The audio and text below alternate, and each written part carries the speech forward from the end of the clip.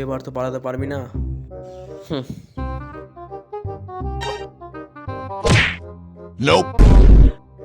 রাজু, চুল্লু খাবি তো চলাই। একটু আর একটু বাস, এই তো হাতে এসো। মনে হচ্ছে মুখে কাপড় ঢুকিয়ে কাজ করতে হবে।